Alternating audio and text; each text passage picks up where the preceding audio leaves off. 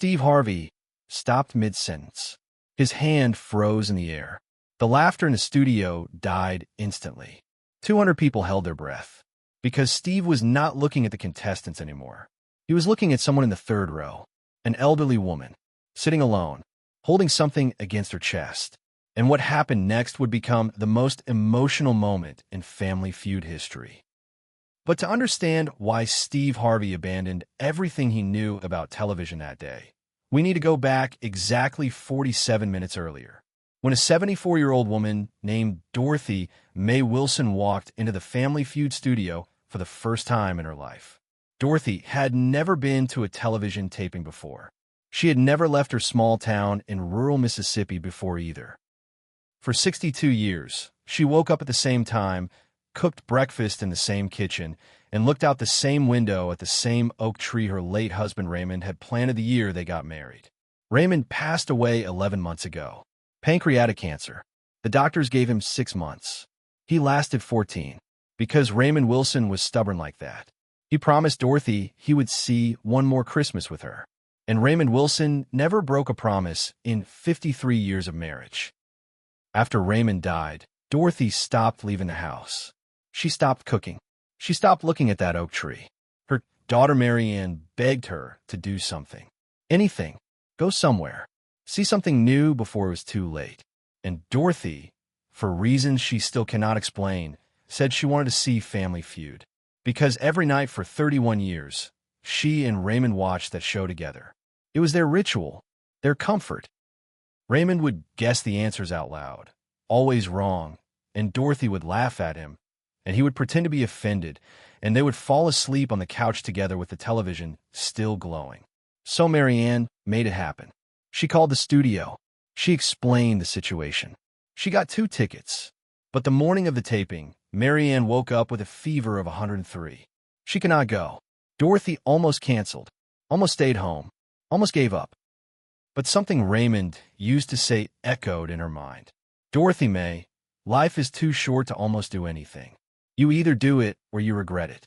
There is no in between. So Dorothy went alone. She took a Greyhound bus for 11 hours. She checked into a motel she found on the internet, which was a miracle in itself because Dorothy had only learned to use the internet 8 months ago. She arrived at the studio gates at 6 in the morning, even though the taping did not start until 2 in the afternoon. And she sat in the third row, center seat, clutching a photograph of Raymond against her chest. Now, back to the moment everything changed. The Johnson family from Detroit was playing against the Martinez family from Phoenix. It was fast money. The tension was high. Steve Harvey was in his element, cracking jokes, making faces, doing what he does better than anyone in television. And then between rounds, during what was supposed to be a 30-second commercial break, Steve noticed her. He noticed the way she was sitting, alone, surrounded by empty seats because her section had not filled completely. He noticed the way she was holding something so tightly her knuckles had turned white. He noticed the tears streaming silently down her face, even though the show was supposed to be funny. Steve Harvey has a gift. Anyone who has worked with him will tell you the same thing. He notices people, not audiences. People, individuals, the person everyone else overlooks. And something about Dorothy Mae Wilson stopped him cold. The break ended. The cameras came back. The floor director counted down. 3, 2, 1.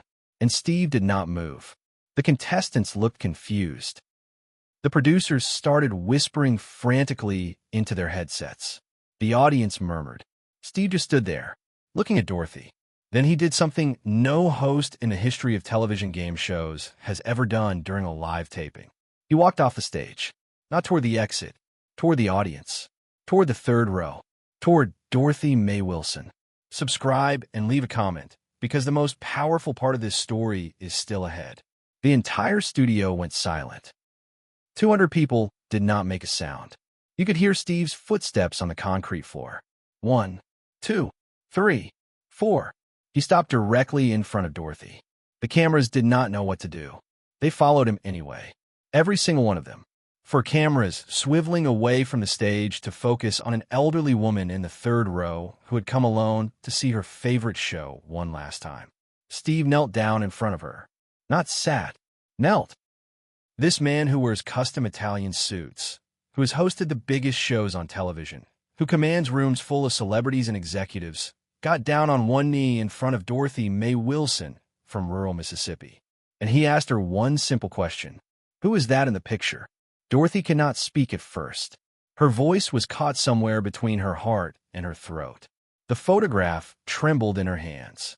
It was old, worn at the edges. The colors had faded. But the man in the picture was smiling. A big, wide smile. The kind of smile that said this man had lived a good life and knew it. That's Raymond, Dorothy finally whispered. That's my husband. Steve did not say anything. He just waited. Because Steve Harvey understands something most people do not. Sometimes the most powerful thing you can do is simply make space for someone to speak. And Dorothy spoke. She told him about the 53 years, about the oak tree, about the ritual of watching Family Feud every single night, about how Raymond would guess wrong and she would laugh, and how that sound, her own laughter, was something she had not heard since he died. She told him about the bus ride, about coming alone, about almost not coming at all. She told him that she just wanted to feel close to Raymond one more time. Just once. Just for an hour. Just to sit where they always sat together in spirit, even though they were always on that old couch in Mississippi. The studio was completely silent. Not television silent, where there is still the hum of equipment and the shuffle of feet. Actually silent. Like church. Like prayer. And then Steve did something that made every single person in that studio break. He took off his jacket. Not his microphone. Not his earpiece. His jacket. The Tom Ford jacket that cost more than most people make in a month. He took it off, folded it gently, and placed it around Dorothy's shoulders. Raymond sounds like he was a good man, Steve said. And I think he would want you to know something. Dorothy looked up at him. Her eyes were red. Her hands were still shaking. He would want you to know, Steve continued, that he is so proud of you. For getting on that bus. For coming alone. For not giving up. Because that takes more courage than most people have in a lifetime. And then Steve Harvey, the man who makes people laugh for a living, started to cry. Not a single tear. Not a polished television moment. He cried. Really cried. The kind of crying that comes from somewhere deep. From somewhere that knows loss. From somewhere that understands exactly what Dorothy was feeling, because Steve Harvey has been there too. Behind the scenes, Steve made a decision that defied every producer's expectation. He called for a full stop. Not a pause. A stop. He told the crew they were going to take 15 minutes. 15 unscheduled, unbudgeted, completely unauthorized minutes. And in those 15 minutes, Steve sat next to Dorothy in the audience. He held the photograph of Raymond. He listened to more stories. About their first date at a county fair. About the time Raymond got lost driving to their honeymoon, and they ended up in the wrong state but had the best weekend of their lives anyway. About the letter Raymond wrote her before he died, that she keeps under her pillow and reads every night. The contestants from both families came down from the stage. Not because anyone asked them to, because they wanted to. The Johnsons and the Martinezes, who had been competing against each other moments before, sat together in the audience around Dorothy. Strangers becoming something else. Something more. The audience started sharing their own stories. About people they had lost. About why they were there that day. About what Family Feud meant to them. For 15 minutes, a television studio became something else entirely. Not a set. Not a production. A community.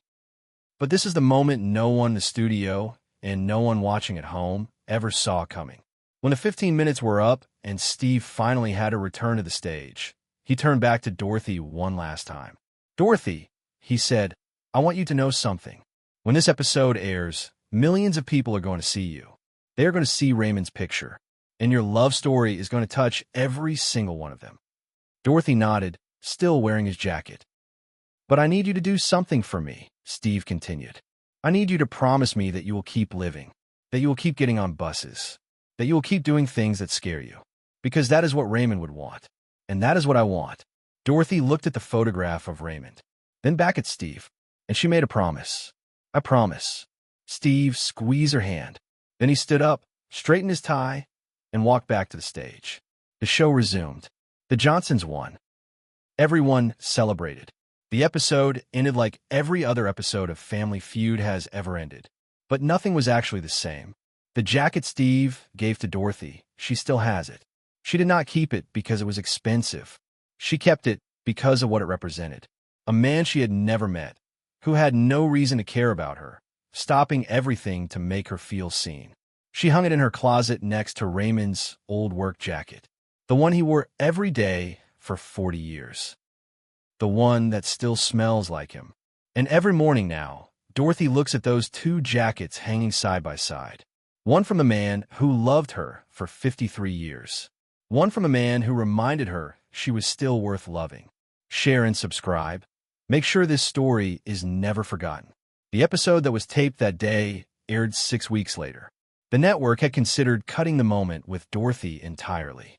It did not fit the format. It was not planned. It was not entertainment in the traditional sense. Steve refused. He told the executives that if they cut Dorothy's moment, he would walk. Not from the episode. From the show.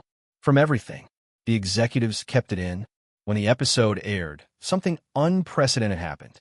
The ratings for that episode were higher than any episode of Family Feud in 15 years.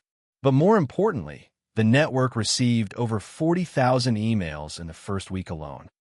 40,000 people writing to say that moment with Dorothy changed something in them. People wrote about calling their grandparents for the first time in years, about visiting graves they had been avoiding, about saying things they had been too scared to say to people they loved. One woman wrote that she had been planning to end her life the night that episode aired. She had everything ready, but she turned on the television to pass the time, and she saw Dorothy. She saw Steve kneeling in front of her. She saw a stranger choosing compassion over commerce, humanity over schedule, and she put down what she was holding. She called someone. She got help. That letter is framed in Steve Harvey's office. He has never spoken about it publicly. He probably never will. But the people who work with him say he looks at it every morning before he starts his day. Dorothy Mae Wilson lived for 3 more years after that taping. 3 years of bus rides and new experiences and keeping her promise. She visited her daughter in California. She went to the Grand Canyon. She took a cooking class and learned to make Thai food, which Raymond never would have eaten, but which she loved. She died peacefully in her sleep, in her bed, in the house with the oak tree. She was 77 years old. Her daughter found her the next morning with Raymond's letter in one hand and Steve's jacket folded neatly on the chair beside her. At her funeral, Mary Ann read a letter Dorothy had written in her final weeks. The letter talked about many things. About Raymond. About gratitude. About the importance of being brave, even when you are old and tired and alone. But one paragraph stood out. I spent 11 months after Raymond died, wondering why I was still here. What was the point of waking up every day when the person I woke up for was gone? And then a man I had never met knelt down in front of me and reminded me that my story was not over, that I still had chapters left to write. I want everyone who reads this to know, you are not invisible. You are not forgotten. Somewhere out, there is someone who will stop everything just to see you. You just have to be brave enough to show up. Steve Harvey attended Dorothy's funeral. He did not announce it. He did not bring cameras. He flew to Mississippi on his own dime, sat in the back row of a small church, and cried again. For the second time in 3 years, because of the same woman. After the service, he approached Mary Ann. He did not have words. What words could he have? He simply hugged her, and he gave her something, his business card. If you ever need anything, he said, anything at all, you call me directly. That is my personal number. Your mother changed my life. The least I can do is be there for her family. Mary Ann still has that card. She has never used it. She probably never will. But she keeps it in the same drawer where she keeps Raymond's wedding ring and Dorothy's reading glasses. Treasures from people who are gone, but not forgotten. Steve Harvey has hosted thousands of episodes of television since that day. He has made millions of people laugh. He has built an empire of entertainment that will outlast most of us. But when people who really know him, people who have worked beside him for years, are asked what makes Steve Harvey different from every other host in television, they all say the same thing. He sees people, not audiences. People. And they all tell the same story. about an elderly woman in the third row, about a photograph held against a chest, about a jacket that cost more than a month's salary being given away without hesitation. About 15 minutes that were not in the script but became the most important quarter hour in the history of the show. Because Steve Harvey understands something most of us forget. We're not here to stay on schedule. We are not here to follow the script.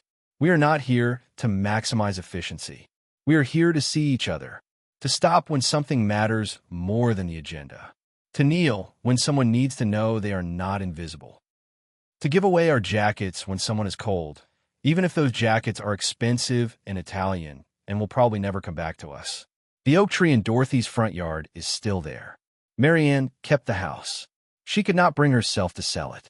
She visits every month and sits under that tree and thinks about her parents and about how a television host from Chicago helped her mother find the courage to live again.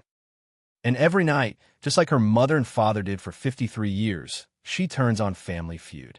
She watches Steve Harvey make his jokes and pull his faces and turn ordinary game show moments into something more. And she talks to them, to Raymond and Dorothy.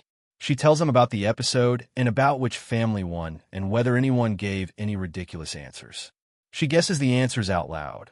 Always wrong, just like her father used to. And somewhere, she believes they're laughing. This is what Steve Harvey's legacy will actually be. Not the Emmy nominations, not the ratings records, not the business deals or the book sales or the motivational speeches. His legacy will be Dorothy Mae Wilson. And every person like her.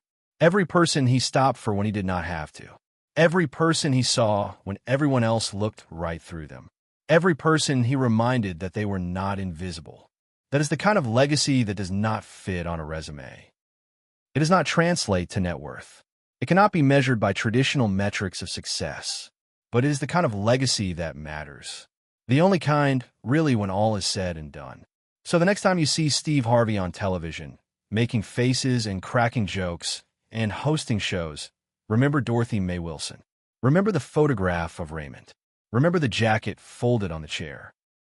Remember that behind all the entertainment is a man who understands that sometimes the most important thing you can do is stop, look, see, and kneel.